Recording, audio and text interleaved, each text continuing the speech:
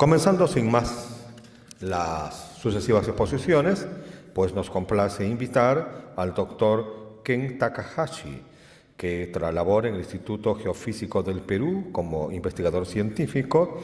Él es PhD en ciencias y es investigador científico del Instituto Geofísico del Perú, doctor en ciencias atmosféricas, especialista en la física del clima, particularmente del fenómeno del Niño, coordinador del comité ENFEN durante el Niño 2015-2016.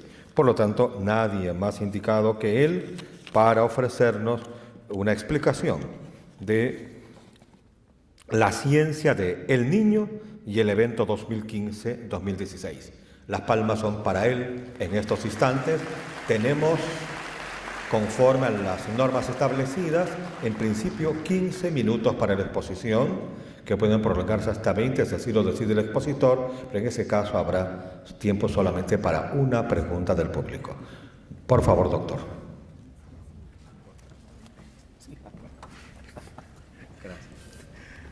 Buenos días, tengo 20 minutos en total, así que 25, ok.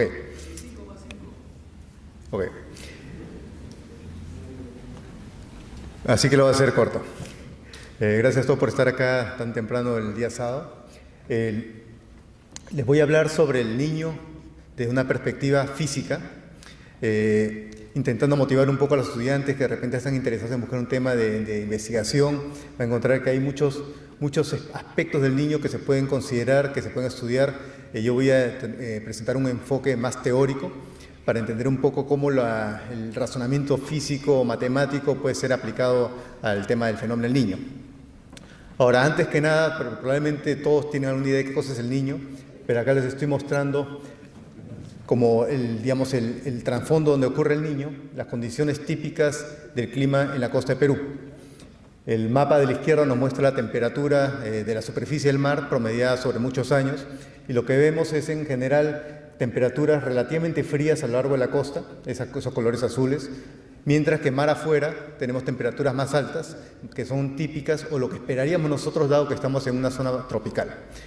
Entonces, hay un proceso que mantiene la costa fría, que le llamamos el proceso de afloramiento costero, que consiste en que los vientos que soplan normalmente de sur a norte a lo largo de nuestra costa, no solamente empujan el agua, las corrientes marinas de sur a norte, la corriente Humboldt que todos conocemos, sino además ese viento fuerza a que el agua se aleje de la costa y genere una especie de vacío en la costa que fuerza que haya agua debajo de la superficie que ascienda. Y eso está bosquejado en la figura de la derecha. Tenemos lo que llamamos entonces un afloramiento de aguas de debajo de la superficie, aguas que tienen no solamente baja temperatura, sino además nutrientes que son la base del ecosistema marino costero. Ahora, el que ese proceso sea efectivo depende de que las aguas que están aflorando efectivamente sean frías y con nutrientes. Pero nosotros podemos, a primera aproximación, decir que el océano está dividido en dos capas. Hay una capa superficial que consiste en agua caliente, típica de los trópicos, mientras que esa agua que es fría debajo de la superficie, es bastante diferente que la caliente, y en 3.2 tenemos esa interfaz que le llamamos la termoclina. Entonces podríamos decir que es como si tuviéramos aceite flotando sobre agua, es decir, agua caliente flotando sobre agua fría. Entonces, para que este proceso sea eficiente, esa termoclina tiene que estar suficientemente cerca de la superficie para que el agua que suba sea fría. Si la termoclina es más profunda, esa agua que sube va a ser caliente, y eso no va a servir para mantener la costa fría. Siguiente, por favor.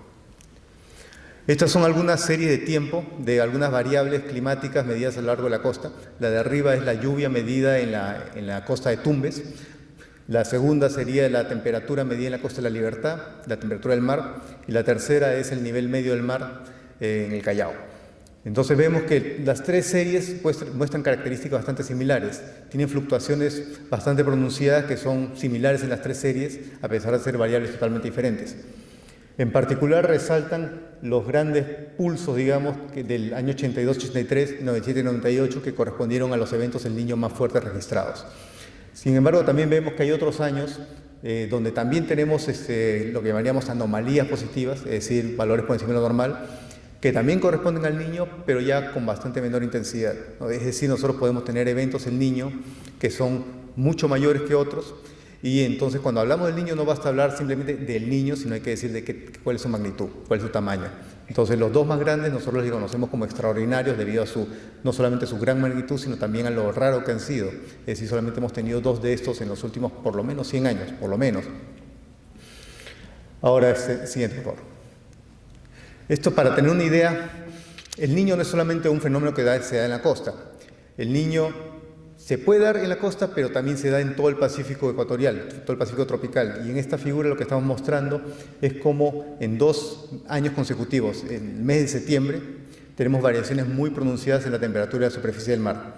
Tenemos en la figura de arriba el niño 97-98 y en la figura de abajo sería ya la niña, que la fase opuesta, que va del 98 al 99.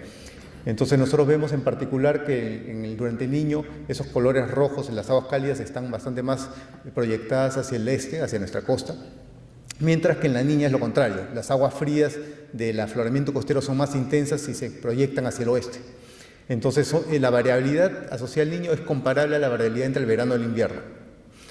Entonces, para nosotros hablar del clima no es solamente hablar del clima promedio, decir que cómo es típicamente el verano, cómo es típicamente el invierno, sino que el niño y la niña son parte normal, digamos, de nuestro clima. Siguiente. Ahora, los físicos intentamos simplificar los problemas para poderlo analizar, para poderlo entender. El niño y el clima en general es un fenómeno bastante complejo porque está asociado a la interacción entre la atmósfera y el océano, y dentro de esos 2 medios hay una innumerable cantidad de fenómenos, todos los cuales interactúan entre sí. Entonces el método científico tradicional, que es el reduccionista, que es intentar aislar un fenómeno, poner en una cajita de manera que nada lo afecte y analizarlo con mucho cuidado, es difícil de hacer en el caso del niño porque todo está conectado en el clima. Es decir, el clima de la Antártida, el clima del Atlántico Norte, todo se conecta con el niño. Entonces, finalmente, el aislarlo es una aproximación, pero de todas maneras ha rendido bastantes buenos frutos, y ese es un método que, si bien el problema quizás a priori no es el más susceptible de ese tipo de enfoque, sí nos da algunos conocimientos que nos permiten interpretar mejor lo que observamos. Entonces, este es el modelo más simple de cómo funciona el clima en el Pacífico tropical, en el clima ecuatorial, perdón, en el Pacífico ecuatorial. Lo que tenemos, como les mencioné, son agua caliente por encima de agua fría, separados por una capa abrupta que le llamamos la termoclina. Tenemos vientos que soplan de este a oeste cerca de la superficie, que empujan esa agua caliente hacia nosotros, hacia el oeste, quiere decir. Ese viento también a su vez asciende dentro de grandes tormentas convectivas. Convección le llamamos movimiento ascendente en toda la capa de la troposfera, y que luego regresa por lo alto hacia el este. Ahora, la convección, esas tormentas ocurren normalmente donde el agua es más caliente. Entonces, ese mismo viento que está empujando el agua caliente hacia el oeste está siendo afectado por la distribución de temperatura que el viento mismo está afectando. Como pueden ver, aquí tenemos un problema de huevo y gallina, ¿no? Ambos se afectan mutuamente. Entonces, esa interacción es la clave del crecimiento del niño. Siguiente. Durante el niño lo que podemos tener es que, digamos, el viento se debilitó por alguna razón y en vez de empujar de este a oeste en la superficie, empuja de oeste a este. Eso hace que el agua cálida se mueva hacia el oeste. El agua cálida, al moverse hacia el oeste, permite que la lluvia, que esas tormentas, se corran también hacia el este, y eso a su vez refuerza esta circulación, y eso puede llegar a amplificarse y a crecer de manera que se desarrolle un evento del niño bastante intenso.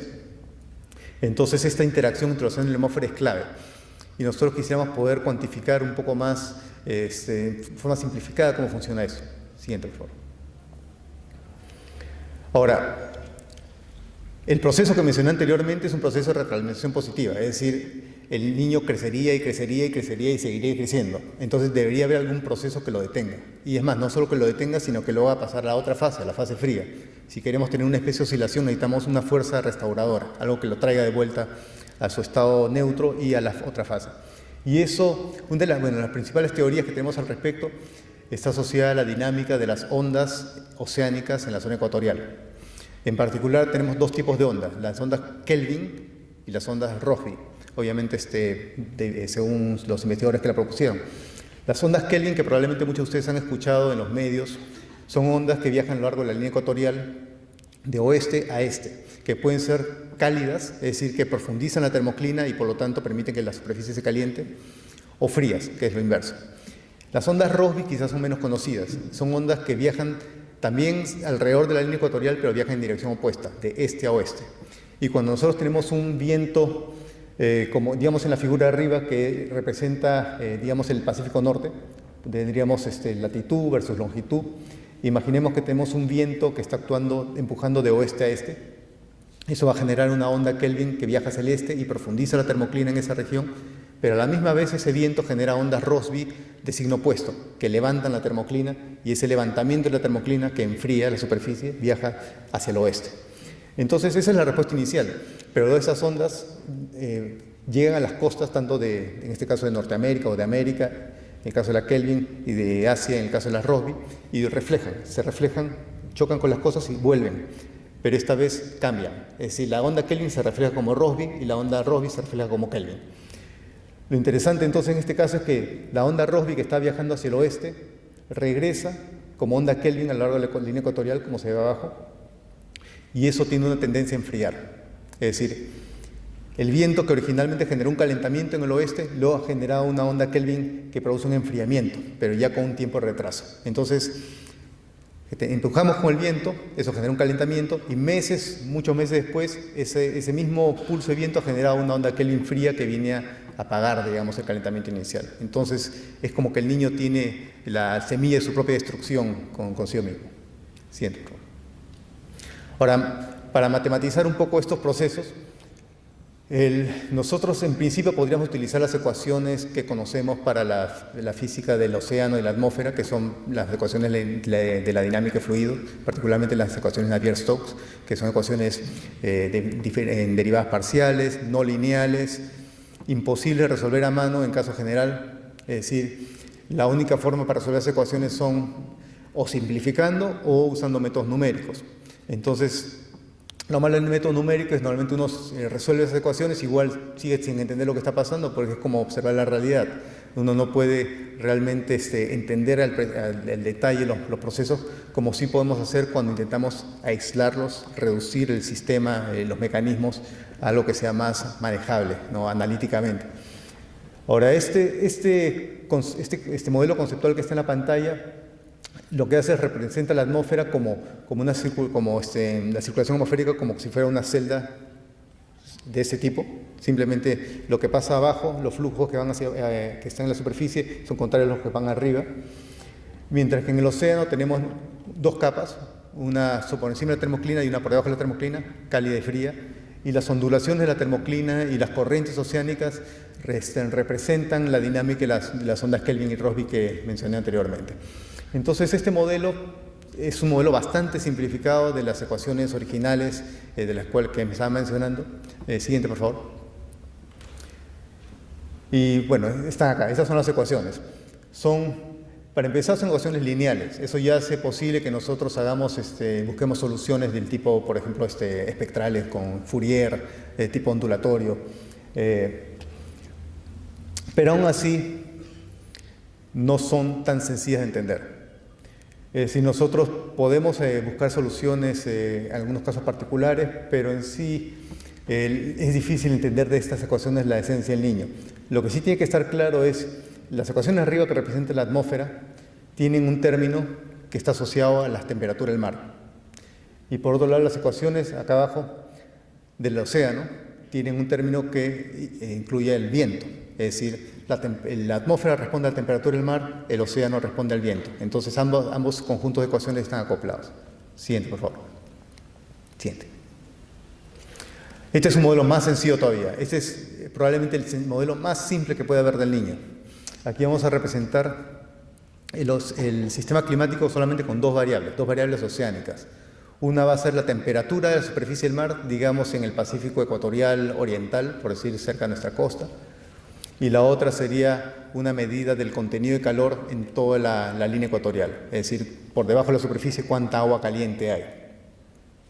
Y el modelo conceptual lo que nos dice es que hay una especie de oscilador donde el contenido de calor produce un calentamiento de la superficie y el calentamiento de la superficie produce una descarga del contenido de calor que a su vez produce un enfriamiento de la superficie, que a su vez produce una recarga de calor. Entonces tenemos dos variables que van en cuadratura, moviéndose la una y la otra. Y eso se representa fácilmente con una ecuación como la de abajo, que es básicamente una ecuación de un oscilador. Va a depender mucho de los parámetros específicos, pero en general para el niño es una especie de oscilador amortiguado. Un oscilador que en principio es como un péndulo, pero que si lo dejan suelto, eventualmente va a quedarse inmóvil. Entonces, para que este oscilador se mantenga en marcha, tenemos que incluir un término al final que vemos ese más F de ahí. Es un forzante que normalmente nosotros le introducimos como ruido blanco. Es un forzante estocástico en ese sentido, es impredecible realmente, es externo al niño, pero que lo mantiene vivo. Entonces, como que al péndulo ese que mencioné que queda inmóvil, le estuviéramos dando golpecitos para que se mueva, ¿no? Entonces, en esencia tiene física un oscilador, pero hay fuerte amortiguamiento que requiere que haya un forzante externo que lo mantenga, mantenga su variabilidad. Siguiente, por favor. Entonces, nuevamente, para profundizar en ese concepto, si tuviéramos un oscilador puro, sin fricción, como un péndulo, en el espacio entre la variable de calentamiento y el contenido de calor tendríamos una órbita, ¿no?, periódica. Si es que hubiera amortiguamiento, algo de fricción, esa órbita va a tender hacia el origen, hacia el cero, hacia la situación inmóvil. Pero si le introducimos ese forzante al oscilador amortiguado, lo que tenemos es un movimiento irregular, más o menos periódico, pero que realmente no es una oscilación como tenemos en el lado izquierdo. En el caso del niño, entonces, ese forzante estocástico tiene muchos orígenes, diversos orígenes. Puede ocurrir en escalas de tiempo cortas, como puede ser de semanas a meses, en lo que le llamamos las oscilaciones interestacionales, de la cual la más conocida quizás en el medio es por lo menos las asociaciones de Madden-Julian. También tenemos forzantes a escala interanual, que son bastante menos conocidas, y ese es un problema que tenemos que, creo que como comunidad, atacar mejor. No sabemos qué cosa mueve al niño entre un año y otro.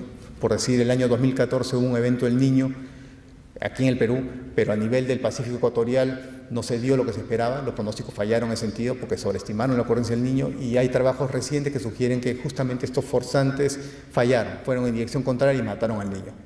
Pero son trabajos todavía bastante preliminares, no tenemos realmente ese entendimiento profundo de esto. Siguiente, por favor. Esto es cómo se ve la realidad en el espacio de fase, nuevamente temperatura versus contenido de calor, y vemos que es bastante irregular, no es realmente una órbita. Salvo quizás ahí, si ven al lado derecho, los puntitos rojos corresponden al año 82, 83, 998 y 2015, 2016, este año. Pueden ver esa parte de del diagrama, sí se ve como si fuera una especie de órbita. Y voy a volver más a ese tema en un rato. Siguiente, por favor. Y esta es una animación de los últimos 30 y tantos años mostrando las diferentes variables involucradas en este fenómeno según el modelo conceptual que les presenté hace un rato. La de arriba es el mapa de la anomalía de la temperatura del mar, de la superficie del mar, es decir, cuánto por encima o por debajo de lo normal está la temperatura para cada mes. La siguiente fila es la variación de la convección, de la lluvia, donde está rojo está más lluvioso, donde está azul es menos lluvioso que lo normal. La tercera es los vientos del oeste. Rojo implica movimiento, un empuje hacia el este. La cuarta figura nos muestra las variaciones de temperatura debajo de la superficie. Y ahí la línea negra en esa gráfica nos indica más o menos la profundidad termoclina. Como pueden ver, normalmente está inclinada hacia la derecha, hacia el oeste. Pero durante el niño, a ver, no sé si viene ahorita. Bueno, cuando vean el niño 2015 van a ver que se va a profundizar un poco. O sea, se va a inclinar hacia allá. Ahora, todo esto es bien complicado analizar así visualmente. No pueden ver que todo se mueve por su cuenta, pero sí hay algunos aspectos comunes, ¿no? En particular, ustedes pueden ver que entre la convección y el viento hay una relación bastante cercana. Actúan bastante parecido. Y cuando después de un pulso de viento como ese ahí, tenemos un calentamiento hacia el este. Entonces tenemos esa relación entre convección y viento del oeste, seguido por un calentamiento por debajo de la superficie que luego calienta la costa y luego calienta el Pacífico Oriental.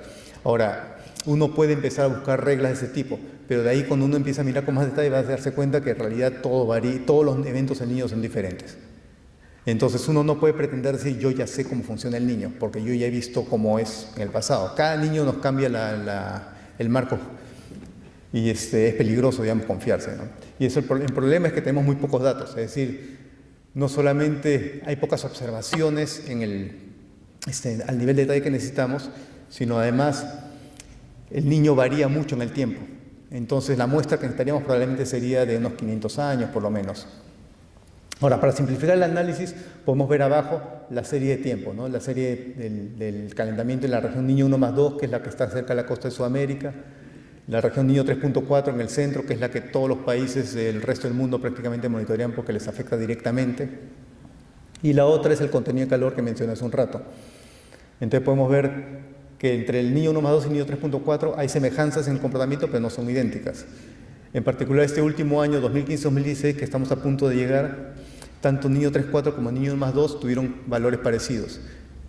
Pero si vemos el Niño 82-83 o el Niño 97-98, el calentamiento en nuestra costa fue bastante mayor. Entonces ahí hay algo que nos cambió el marco. Nosotros esperábamos, bueno, no esperábamos necesariamente con alta probabilidad, pero sí consideramos una posibilidad de que el niño del 2015-2016 sea parecido al 97-98. Y se dio, pero no en la costa de Sudamérica, se dio en el Pacífico Central. Siguiente, por favor. Bueno, entonces le mencioné que hay diferentes tipos de niño. Todos los niños son diferentes, pero podemos intentar buscar algunos tipos, a ver si de repente el clasificarlo de esa manera nos ayuda a entender mejor cómo funcionan. Es decir, como decir que hay una diversidad de niños humanos, digamos, y podemos clasificarlos en, no sé, pues altos, bajos, gorditos, flacos, y ver si esa clasificación nos ayuda a predecir cómo se comportan. Como pueden anticipar, quizás hay algunas cosas que podamos sacar de eso, pero eso no es realmente base infalible. Ahora, a grandes rasgos, nosotros hemos caracterizado, bueno, esta es una propuesta de tantas que pueden haber, los dos grandes niños, como el 97-98 y el 82-83, son niños extraordinarios, con mucho calentamiento en el Pacífico Oriental y en el Pacífico Central también, pero menos.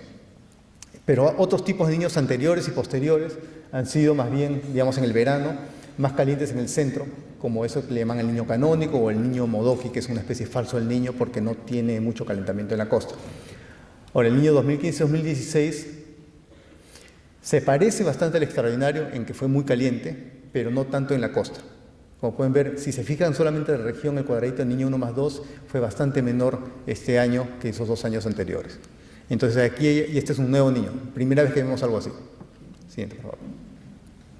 Ahora, ¿por qué nos interesa ver estos detalles de dónde se calienta, por qué allá, menos acá? Resulta que al Perú, tanto el Pacífico Central como el Oriental, es decir, frente a nuestra costa, afecta en particular las lluvias. Este mapa de la derecha son de Cenami, mostrando las variaciones, las lluvias durante el Niño 82-83. Vemos que en verde fue más lluvioso en la costa y en amarillo o marrón fue más seco. Tuvimos una fuerte sequía, sobre todo en la Sierra Sur. Ahora, nosotros ya con trabajos estadísticos hemos determinado que el calentamiento de la costa lo que nos da es la lluvia en la costa, ahí la flecha se corre un poco, mientras que el calentamiento en el Pacífico Central nos da la sequía en la sierra. Entonces nos golpea por los dos lados. La costa nos golpea en el clima de la costa y el Pacífico Central también nos golpea, pero por los Andes y por la Amazonía. Entonces nos interesa entender ambas regiones. Siguiente. Ahora, un niño que hasta los años 80 era considerado el niño más intenso en la costa de Perú, fue el niño de 1925. Y hace poco hemos investigado cómo fue ese evento y hemos determinado que fue muy diferente a los niños de ahora. En particular, si bien fue muy lluvioso, muchos caudales, durante el niño que tuvimos calentamiento en la costa, el resto del Pacífico ecuatorial estuvo frío, más frío que lo normal. Es decir, era como una especie de la niña en el Pacífico Central, mientras que la costa era cálida. Entonces, este es un niño totalmente diferente al niño 82-83, 97-98. Y este es algo que nadie más está realmente investigando porque nos concierne principalmente a nosotros. Siguiente. Ahora, este niño, en cuanto al calentamiento, podemos ver en el niño 3.4 a la derecha, la línea roja de este año fue comparable, al menos dentro del rango de incertidumbre, a los años 97, 98 y 82-83. Es decir, fue uno de los 3 más intensos registrados en esa región. El niño 1+2, que está más cerca de nuestra costa, tenemos que, si bien probablemente el tercer evento más cálido en este sentido no llegó al nivel del 82, 83 o 98. Hay algunas hipótesis de por qué ocurrió así, en particular que por variaciones naturales los vientos en la costa estuvieron esta última década quizás más fuertes y eso evitaron que el niño o que el calentamiento se diera con tanta intensidad. Siguiente. Ahora, ya mostré esta figura antes y mencioné que esos eventos de la derecha, que ahora están resaltados con la línea roja, parecen ser diferentes porque parecen tener una trayectoria más tipo órbita. Ahora, nosotros en el 2011 ya habíamos propuesto que los niños 82, 83, 97 y 98 eran niños especiales porque también se veía que estaban fuera de la distribución. Pero eran 2 eventos nada más. Entonces, nuestra estadística era muy pobre. Ahora tenemos 3 con el año 2015-2016, donde vemos entonces que tanto el 83, el 98 y el 2016 siguen trayectorias bastante similares y dejan como una especie de vacío. Si se dan cuenta, es como una taza, ¿no? Como un asa. El hueco del asa como que no pasa nada de ahí. Entonces quisiéramos entender por qué se da este comportamiento y si esto es predecible, porque estos son los eventos que más nos preocupan finalmente. Siguiente.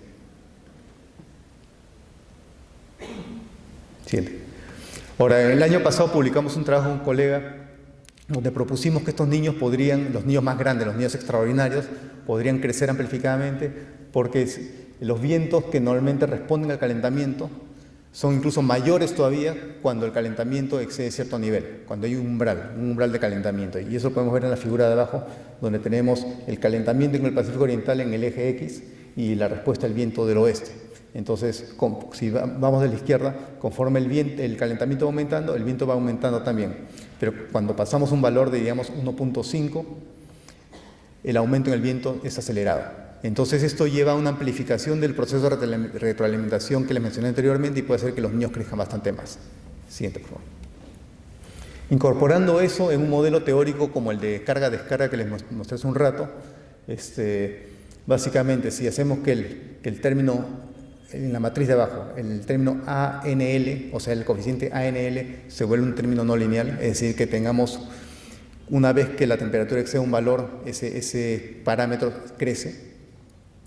En ese caso, nosotros podemos ver que el comportamiento del modelo, que es la figura de la derecha, se asemeja al observado en el sentido de que esos eventos grandes crecen y se separan de todo lo demás y luego vuelven con bastante descarga de calor y en el caso del modelo terminan en una niña intensa después.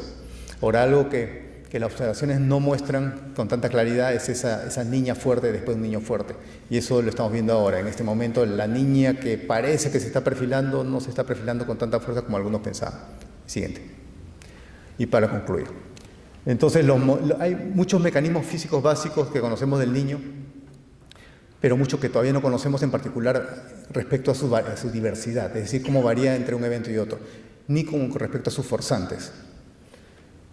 Lo que sí sabemos que esta diversidad es importante para el Perú porque nos afecta en forma distinta cada evento según cómo se dé el patrón, digamos, de calentamiento.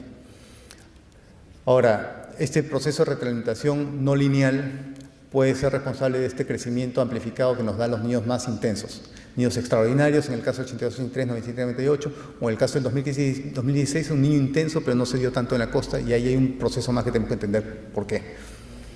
De ahí hay otro tipo de niños que pueden ser más locales, como el niño de 1925, que fue calentamiento en la costa, mucha lluvia, muchos caudales, pero fue frío en el resto del Pacífico. Entonces no sabemos realmente hasta qué punto esos eventos puedan volverse a dar y si los modelos que se usan para hacer pronósticos pueden reproducirlos. Y finalmente, hablando de los modelos, hay una tendencia actual de tenerle bastante fe a los modelos numéricos que uno se puede conseguir hasta de internet, compilar en sus computadoras, hacer correr y le va a salir resultados bien bonitos en principio. Pero para el caso del clima, para el caso del niño, todos esos modelos tienen problemas, particularmente en nuestra región. Entonces uno no puede simplemente confiar a ciegas, uno tiene que entender los mecanismos para saber por qué picojean estos modelos y ver si podemos nosotros mejorarlos, corregirlos o quizás desarrollar los nuestros propios. Gracias. Una pregunta, vamos a pedir al público. Gracias. Bueno, este es un tema de enorme trascendencia. ¿Pueden hacer una pregunta, por favor? ¿Alguien que desee levantar la mano? ¿Quién? No veo. Ahí alguien. A ver, por favor, aquí adelante.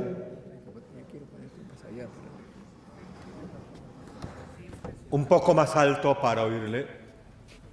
La evaluación del niño siempre se evalúa en base a los daños que produce, pero los beneficios que producen también se deberían evaluar y también, digamos, debería verse en qué forma podemos aprovecharnos del niño. Por favor. Bueno, sí, con respecto a la evaluación de los impactos del niño. Para la definición del niño, en primer lugar, que sería la base de esa evaluación, primero tenemos que decir qué es el niño para poder evaluar sus impactos. Ese tema nos ha tomado bastante tiempo en el Comité ENFEN, justamente, que es el ente oficial que hace las evaluaciones y los pronósticos. Nos ha tomado probablemente 40 años en llegar a un consenso sobre qué cosa vamos a llamarle el niño. Finalmente llegamos a la conclusión que tenemos dos niños, el niño de la costa y el niño del Pacífico Central. ¿Por qué? Porque ambos afectan al Perú de manera diferenciada. Ahora, el niño costero, que es el calentamiento de la costa, puede estar asociado a lluvias en la costa, particularmente en el norte, impactos en los ecosistemas marinos, en el clima, en las temperaturas de la costa también, y nivel del mar. El otro, el niño Pacífico Central, puede estar asociado a sequías. Ahora, los impactos de ambos tipos de niño no son tampoco deterministas, es decir, no necesariamente porque se calentó el mar va a ocurrir la lluvia o va a ocurrir la sequía. Hay casos como, por ejemplo, el 98, donde fue un niño muy intenso, pero sin embargo la sequía temida en el altiplano no se dio. Y este año, que ha pasado, tuvimos fuerte déficit, la primera por lo menos hasta enero, de lluvias en los Andes, y en febrero empezó a ocurrir unas lluvias de la nada, que más bien produjeron desbordes, inundaciones, etc. No, hasta donde sabemos, no asociados al niño. Entonces, esto lo menciono porque hay una tendencia a decir que durante un año el niño, todo lo que ocurre se debe al niño. No es cierto. Hay cosas que ocurren independientemente del niño, pero coincidentes con el niño. Es decir, hay cosas que sí sabemos nosotros por la estadística que podríamos nosotros esperar durante el niño, como mencioné, menos lluvia en los Andes y en la Amazonía, quizás más lluvias en la costa. Si nosotros vemos, por decir, un evento de lluvia intensa en los Andes durante el niño, lo más probable es que no sea el niño. Entonces, el tema de evaluación de impacto, sobre todo ya cuando vemos, por ejemplo, términos económicos, ¿no? Cuánto le costó por decir, al sector agrario el niño, entre comillas. Durante esa temporada pueden haber habido pérdidas, pero no todo necesariamente se atribuye al niño, no se puede atribuir al niño.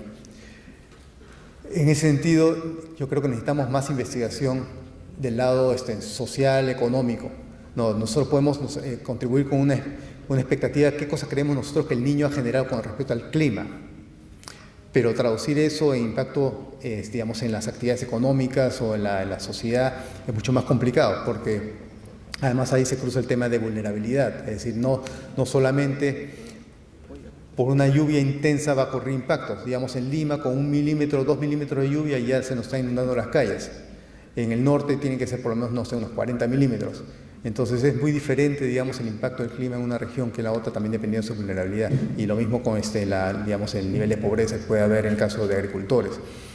Entonces, yo creo que es un tema clave de evaluar impactos, es necesario, pero creo que todavía no estamos realmente al nivel que necesitamos nosotros, ni en realidad a nivel internacional, porque son temas nuevos que están surgiendo.